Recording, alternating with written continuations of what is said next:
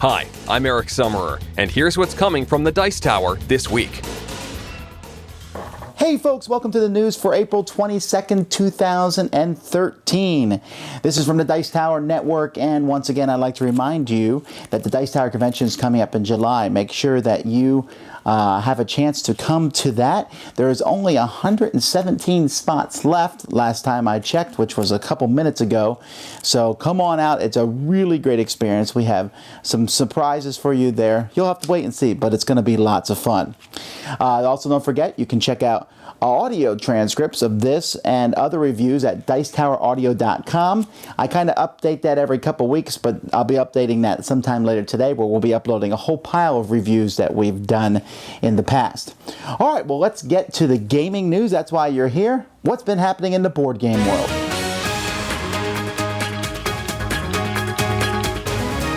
A couple of interesting projects have shown up on Kickstarter. The first is Supremacy 2020.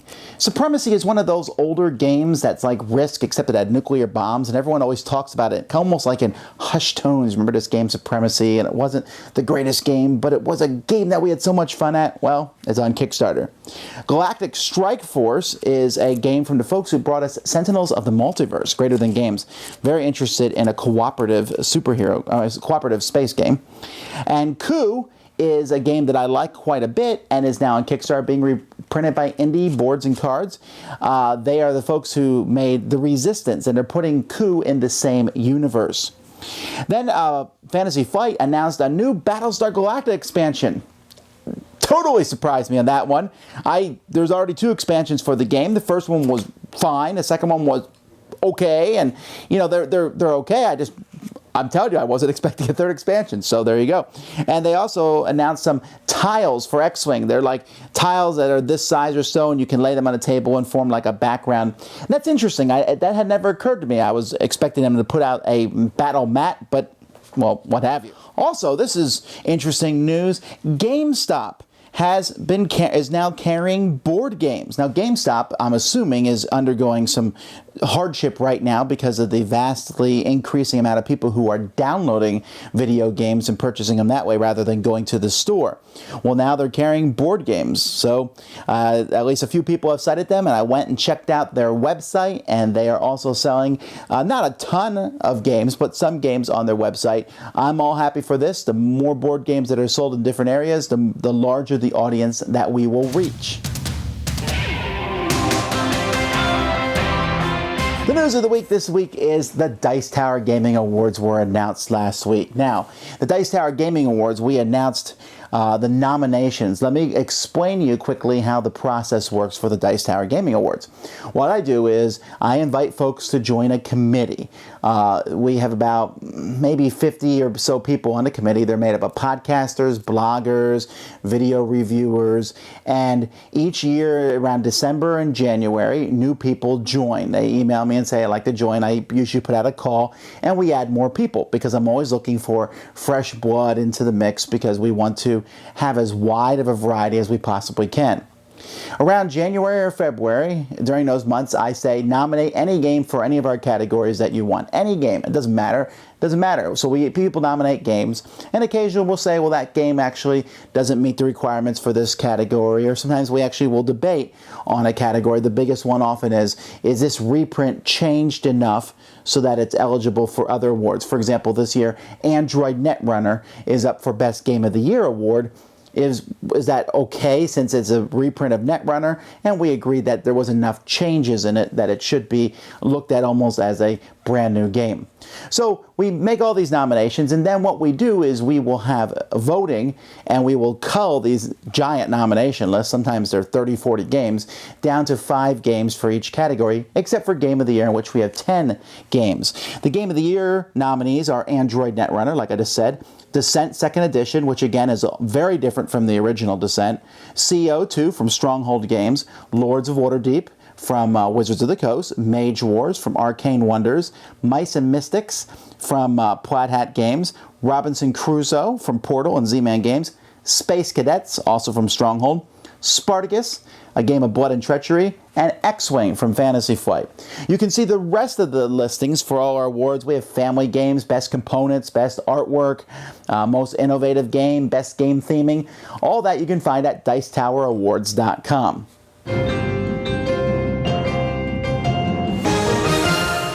I know I said I'd get 15 games reviewed last week and you only saw 10 of those, but the 5 that I did not get have been reviewed. They just haven't been posted to the internet yet, so you'll see them soon. We got some new games here. You see Road Rally USA, the expansion for Blood Bowl Team Manager, this Flying Cheese. Oh, Legends of Andor, I know some of you wanted that. Ponder. The Ristorante Italiano, Beer and Vikings, and this new cool-looking dice rolling mechanic. So we're getting there. We're cracking. Here's the pile of games that will be reviewed soon. And, well, there's some more down here. And then the pile of games to be played and reviewed. Don't worry, folks. I will get to Netrunner. The review is coming. But some other cool games here. Look forward to seeing those soon. In the Dice Tower Network, lots of podcasts have come out. Ludology number 54. Jeff and Ryan talk about long-range objectives versus short-range objectives when designing a game. How do you determine that? On Board Games number 105 came out, where Eric talks with Colby about what you do after the game has been designed. What's next? The Secret Cabal number 40, they continue their fruitless pursuit of the Dice Tower, and they have a long discussion on Archipelago, and also they do a spotlight on designer Vlada Shavato. They pronounce it better than I do. Cardboard Jungle number 16 has the evocative title Meeple or Meeple. Makes me want to break into song there. But they talk about the physical obstacle challenges of designing. The Long View takes a look at Ra, the auction game with special guest Martin Griffins. Geek All-Stars number 50 has basically a celebration that they got to 50, and they also talk about worker placement games. And this week, instead of a regular Dice Tower episode, we'll be putting out a Dice Tower Classic episode from, I think, 6 or 7 years ago. A little bit fixed up sound a little bit, and some commentary on that, and that will be released tomorrow. Of the week, I wanted to talk a little bit about gaming awards. A couple clarifications first about the Dice Tower Gaming Awards, and that is that some people say, well, look at the Plaid Hat games and Jeff Engelstein's games and Stronghold games, and there is going to be, I don't know that anybody can ever put themselves in a box and divorce themselves of all the relationships that they ever have, but we attempt to. We don't allow the people who are in a category, nominate for a category, we don't allow them to vote in that category. And I would say that I think I can speak for the folks on the voting committee, we don't let those biases. We look at games that are fun, and that's what we look at.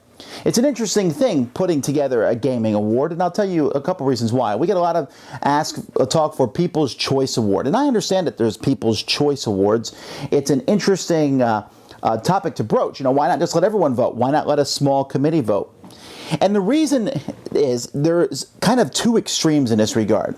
If you have a very small, tiny committee, that committee's biases will be very clear in the award, especially if that committee is one person. For example, Games Magazine, when they do their top 100 games each year, that's done by one person.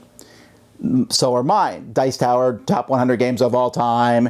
That's done by me. Or we have one done by Melody. We also have a People's Choice one now. But when I do mine and someone says, it's number 4 in the Dice Tower top 100 all the time, that's my choice. But that's not really good for a game award. Because what if, well, let's say, for example, I'm not a huge fan of war games. So I would never pick a war game for the top game of the year. But what if one should be there?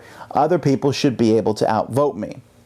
Then when you go to the games of the masses, the problem with that is if you let everybody vote, that the games that have a wide range and have been able to get out to all different parts of the market have a huge advantage. Games that more people like than not and maybe don't fit into any sort of niche category have no chance. In essence, you might as well just go and say, which games have sold the most? Let's give that game the award.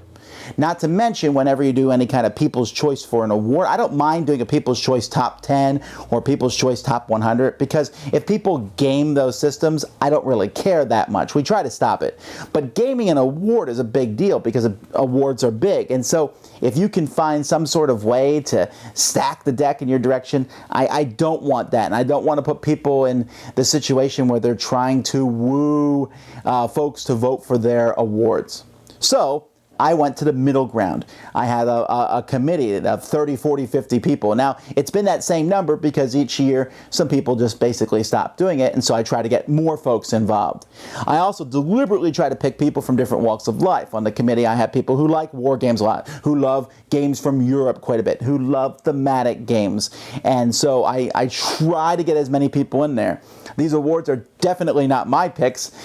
Sometimes I very much agree with a game that's on the awards. Other times I'm like, man, you guys missed this award. And every year I'm like, I wish that such and such game. For example, the top 10 games of the year, I wish Suburbia had made it because I really like Suburbia. But I was outvoted on that one.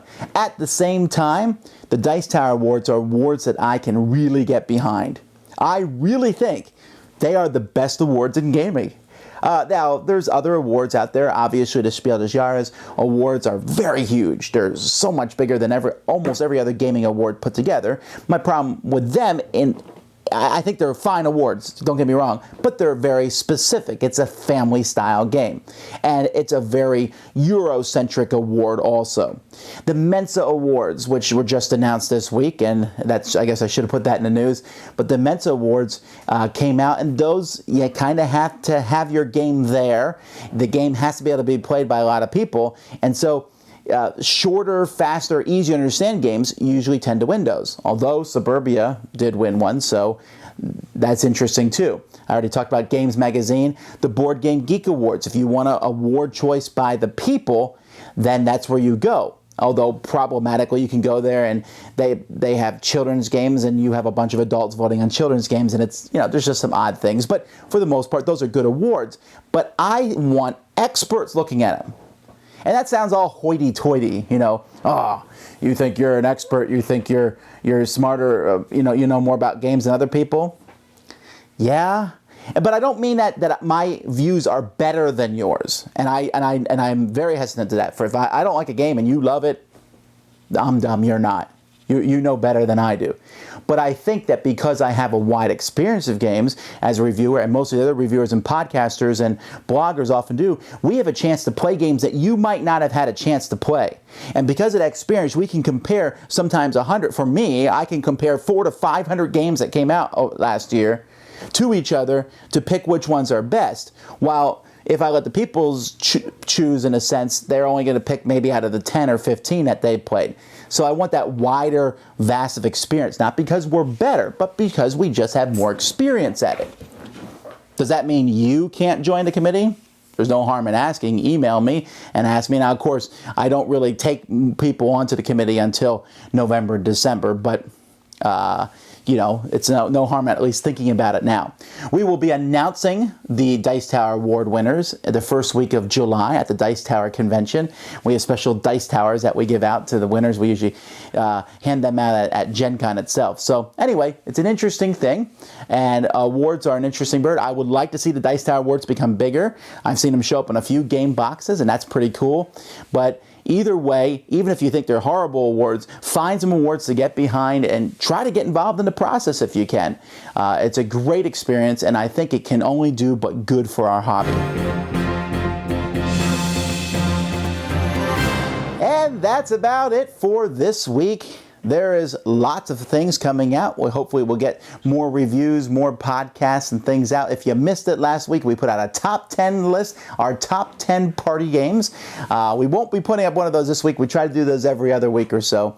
Don't forget, if you like the news, Remy Gibson puts it out 3 times a week, Monday, Wednesday, Friday, a small 5 to 10 minute podcast. We have some pretty big news coming up, not next week, but the week after that. You'll have to come back and see then. Nothing Personal is finished. It is off to the printers, and so hopefully that will be out in time for Gen Con. And the Kickstarter stuff should have shipped or be shipping this week. So again, we'd like to thank all of those of you who were involved with that. Until next time, I'm Tom Vasel, signing out. Find all this and more at Dicetower.com. See you soon.